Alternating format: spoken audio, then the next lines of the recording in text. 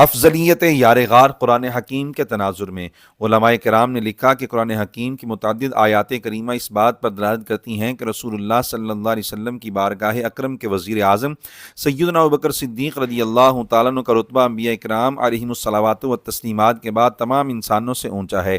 ایک آیت کریمہ میں ارشاد ربانی ہے، ثم اورثنا الکتاب الذین اصطفینا من عبادنا فمنهم ظالم لنفسه ومنهم مقتصد ومنهم سابق بالخيرات بإذن الله ذلك هو الفضل الكبير۔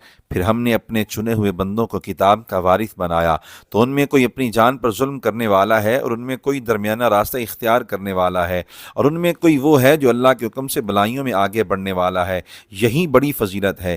اس آیت کریمہ میں اللہ تعالیٰ نے امت محمدیہ علی نبیہ الصلوات والسلام میں شامل افراد کے 3 درجے بیان فرمائے۔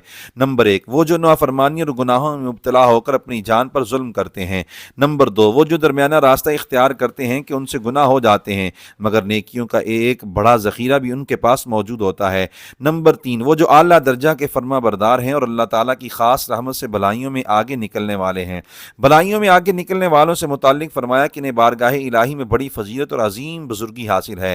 ظاہر ہے کہ تمام صحابہ کرام اور اہل بیت اعظام رضی اللہ عنہم تیسرے درجے میں ہیں، سبھی نیکیوں میں سبقت والے، بڑی فضیلت والے ہیں اور باقی تمام امت سے افضل ہیں۔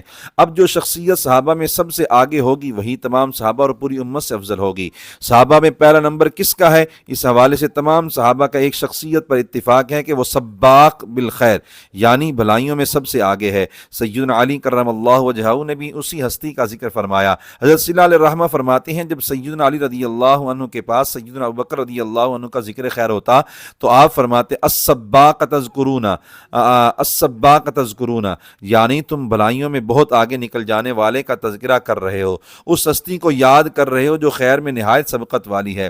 پھر فرماتے والذی نفسی بیدہ ما استبقنا الی خیر قط الا سبقنا الیہ ابو بکر، اس رب کی قسم جس کے قبضہ قدرت میں علی کی جان ہے، جب بھی ہم نے خیر کی طرف پہل کی کوشش کی تو ہمیشہ پہلا نمبر سیدنا ابوبکر صدیق رضی اللہ تعالیٰ عنہ کا ہی ہوتا تھا۔